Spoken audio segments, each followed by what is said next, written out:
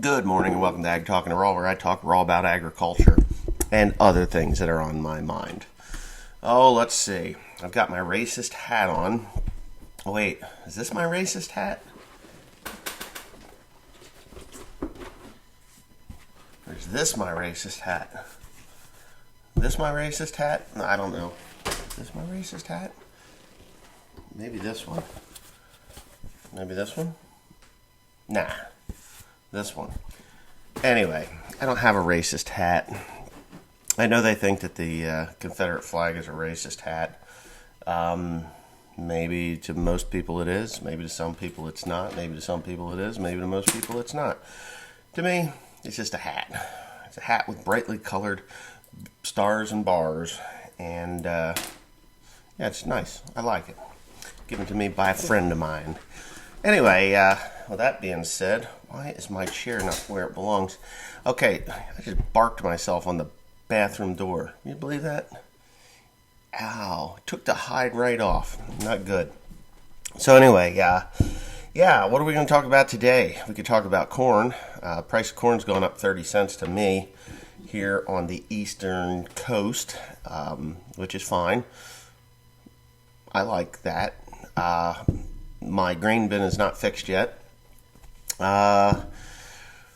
Wow, what else have I got to do? I got hay to bale. Can't bale hay because it's raining every day. It's been raining pretty much the whole month of August. We were able to make, what were we able to make? We were able to make about 1,000 bales here last week in 2 days. So we did okay there. We've got that all stacked and brought home.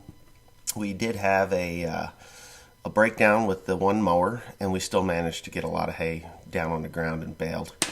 We just risked it, And last week there was days that said it was going to pour 100%, 80-90% chance of rain. I didn't mow anything. Was doing some work on the mower and on the 7530. 7530, we did get it straightened out. If you watch the other channel, you'll know that I had some electrical problems on the 7530. Did find out that it was not actually a controller. It was actually a terminator. We had replaced all the terminators except for one. And the one day I was on my way home the day before yesterday, or maybe 2 days ago, I was on my way home from the farm. And I'm reading some comments as I'm driving, I'm doing this whole thing, and which is really wrong of me. And I could kill myself and others, which hasn't happened yet, but it could. Anyway, and this one guy, I don't even know what his name was. He's like, "Hey, did you change the terminator down by the front of the transmission?" And I'm like, I changed all 4 of them, but I don't remember that there was one there. Well, I have the Auto Power IVT transmission in that tractor, and lo and behold, there was a 5th one, and it was there, and that was the one that was bad. It wasn't the one up at the radiator that everybody said would be bad.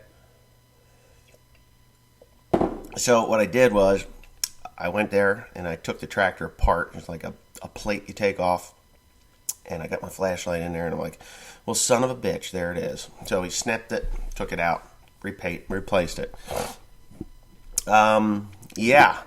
So now the tractor runs perfect. It just runs perfectly. There is an oil cooler on the front of that transmission, and there's a hose that is leaking. Just a drip, drip, drip, like 5 drips an hour. But what has happened with that oil cooler is it got so caked up with dirt and oil, because you just don't. If it does 5 drips an hour, it's a lot. It's just like you barely even see that it was dripping till you park it in the shed or on a piece of concrete or wherever, and you would see that there's a small puddle about like that, a dime or a quarter thick. And what happened was that thing was not allowing the transmission to cool properly, and I believe there was a lot of heat there and vibration, because that's just a vibration area. And that terminator either got cooked or vibrated loose or whatever. I don't know. Not loose, but it was no good. So I clipped it off and put the new one on. And you know how hard it was to get a new wire tie around that thing? Oh my God. It took me probably 45 minutes to, with one hand, You ever see those girls, back in the 80s, it was a big thing to take a maraschino cherry and eat, take the stem and tie it in a knot. And it was supposed to mean something sexual. I don't even know what the heck that was supposed to be. But back in the 80s, that was a thing. It might have even been a thing right up through the 90s and 2000s, or even today. I don't know, because I don't pay attention to what the teeny boppers are doing anymore. But that's about what it was like trying to get that wire tie to get started. And I had it started so the tail was just through there, and I couldn't get it to go. And you can't stick two hands in there. It's just impossible. So anyway, got the Rona. Anyway, so I did finally get that thing fixed. And, I went to go stack hay with this thing. And I've never stacked 4x4s with that stack wagon. Just never did it. It was, I always done the 3x4s. So I drive to the farthest farm that we had done, and Timothy did it with that Heston. And I get up there, and I grab the first bale, and then I grab the second bale, and I go, and I set it up, and the slider comes back, and it goes, it won't do anything. Like, what the hell is wrong with this thing? Drop them, break two strings on the bale, that's how tight they are. Break two strings on the bale, reset them, go again. Like, it won't do it. Drop them again. Picked them back up, and then I got out of the tractor and I looked. Well, there's a bale extenders on this stack wagon, on any stack wagon made by ProAg. To convert from 3x4s to 4x4s, you have to take those bale extenders off. I didn't know this. So I called Timothy up when I got home. I just abandoned the idea. I was like, well, there's only 15 bales here anyway. I'll just come back with a tractor and wagon and I'll get them. So I take off for home, and the tractor runs at 33, 34 mile an hour, and I get it home, and 25 minutes later I'm home, and I see Timothy. I'm like, hey, I said, what's the deal with these 4x4s? Why won't they stack? He says, oh, it won't stack 4x4s unless you take those extensions off. And I was like, yeah, well, how big of a job is that? He goes, oh, it's nothing. I didn't even look, because when I got out of the tractor and I saw these bales were like impaled by the extenders, it was like, I was a little pissed off personally. I just have to say that I was a little pissed off because I could not, I was frustrated. I didn't even look. So anyway, I got the Rona. Anyway, he tells me that what you do is you take that pin out and then you flip it forward and then stick it down, and then there's another hole, and then it will ride on the table, and you can stack the 4x4s. So I was like, well, I got other things to do. So I went around and did some other things, and then I went back to it about 5, 6, 7 hours later, and just pulled the pin, slid it, and tucked them down in there, put the pins in, went up, and it was the next day. It was the next day. I went up with the wagon and the loader, got into a hellish rainstorm, and I mean hellish rainstorm. That was the night before last, and I wanted to get down off this hill because it's in Holland Township, and if you guys are local, it was up on Adamick Hill Road. Which, if you want to look at where I was at, just go to Adamick Hill Road on Google, and I was about a quarter of a mile from the Holland Windmill. And this Holland Windmill is a landmark. So when you look up on Google, you'll see the Holland Windmill. And that's actually down the hill from where I was at. But it's at the very tippy top of the mountain in Holland Township. And anyways, you got to get down off that hill before it rains, because it's so steep that the the pavement becomes slippery. And when you're pulling 15 bales that are somewhere around probably 15, 16, 1,700 pounds down off of that hill, it's a lot, I mean, it's a lot. I was pulling like 25,000 pounds plus the, and the tractor weighs about that. So you really want it to be on dry pavement. Tractors really don't have a lot of traction on pavement. They have more traction in the dirt than they do in pavement. Some people may not understand it, unless your tires are stone cold bald, like that. And, you'll get more traction on dirt than pavement. So anyway, I got down off that hill, and I made the right onto 519, and then a left onto whatever road that is to go up towards Little York. And I get to Rummel Road, and this was me, Teresa, and William. We're in the tractor, and we're motoring. And I looked over my shoulder like this. I was like, whoa. And Teresa's like, wow. And it's just white. The mountain had disappeared. It's not a mountain like Colorado mountains, but New Jersey mountains. Anyways, it disappeared. And there are mountains in New Jersey. Boom, disappeared. And I was like, well, I think we can stay. Once we get to the end of Rummel Road, we should be able to stay ahead of it because it's more to the north and it's coming down. And I doubt that it's going faster than 30 mile an hour because that was the 6210R. Anyways, we get coming down that road, and we didn't even make it to the end. And there's another hill on Rummel, and I was a little scared. And the tractor will start to do this little wiggling thing. And Teresa was like, I said, yeah, do you feel that? She's like, yeah, don't do that again. Because it was me, her, and William.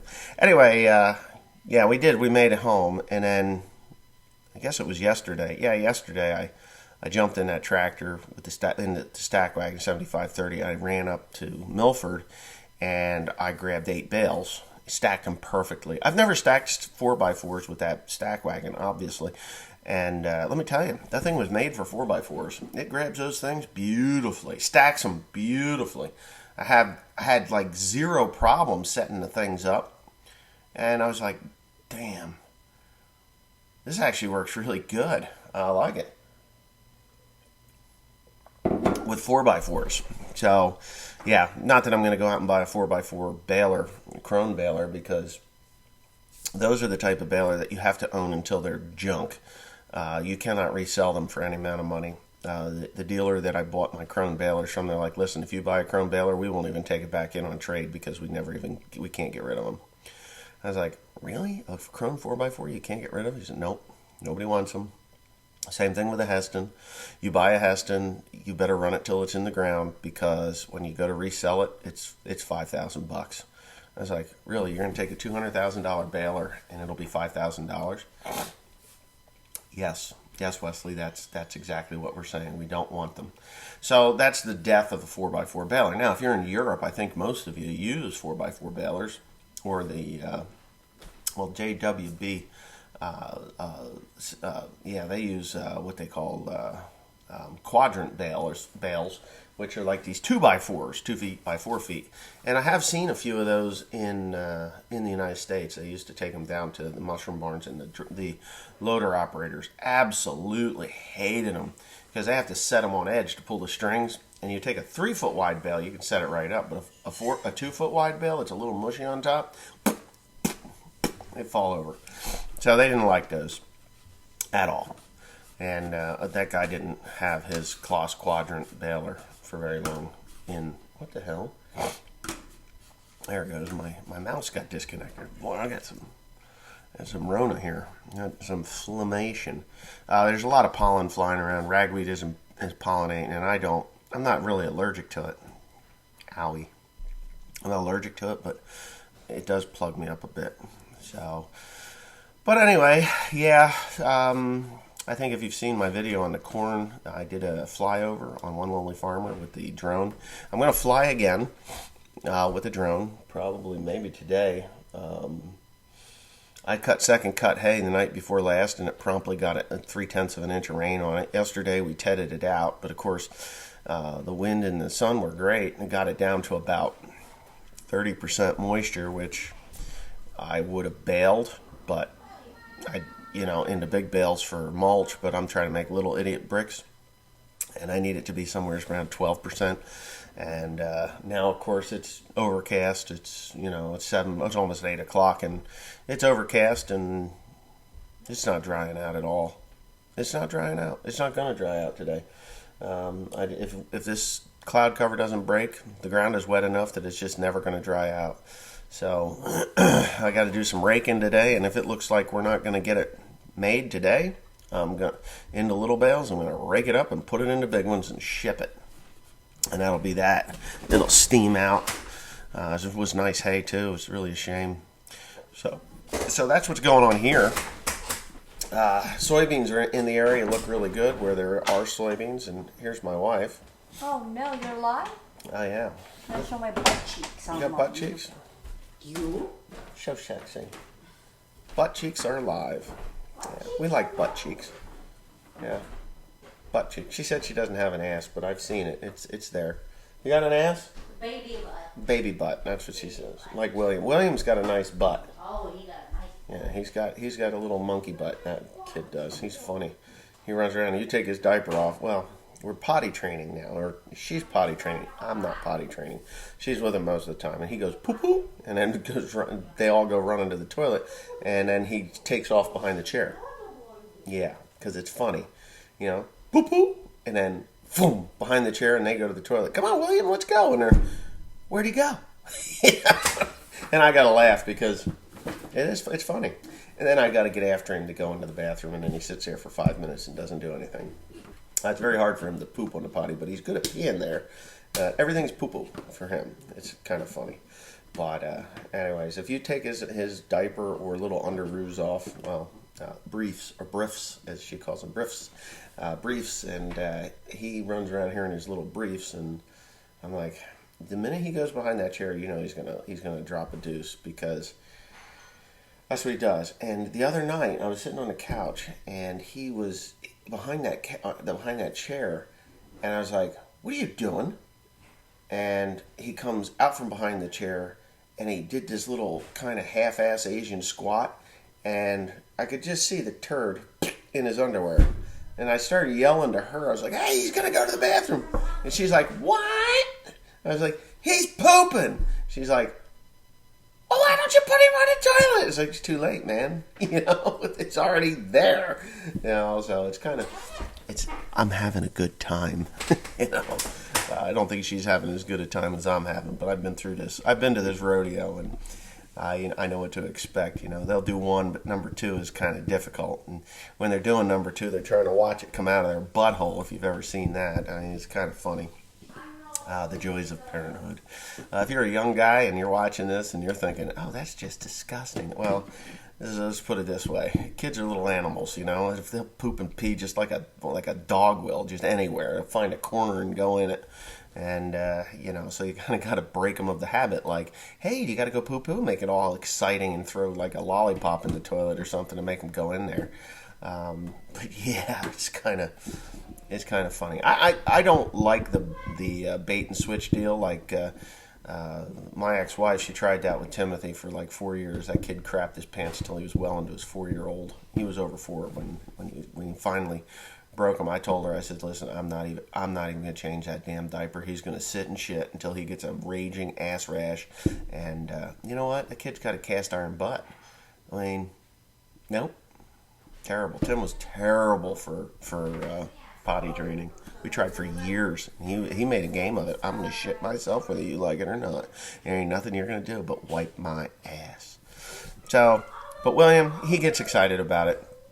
And my ex-wife, she even tried M&Ms. "Come on, go poo-poo." And then she'd run in there with him, and he'd sit on the toilet eating M&Ms. But that's why he's got this belly. This kid's like 22 months pregnant. And anyway, that's just Timothy. So anyway, I guess this is enough of talking about kids and farming and haymaking that's not happening. I'm having flashbacks to 2018 where I'm not going to get my work done. But I do have a lot more done in a short amount of time. But now the second cut's coming on and I'm unable to do it. But I don't care. You know what I'm going to do? If I get even remotely dry, I'm going to slam that shit into a bale and I'm going to tarp it and watch the steam come out of it. And that's that. And no, it won't burn, so don't tell me that. But anyways, thanks for watching. It's been a treat. Sorry I haven't been around on this thing for a while. Just been so damn busy. I haven't had time to do Ag Talking Raw. But I'm glad you're here and I'm glad you're watching.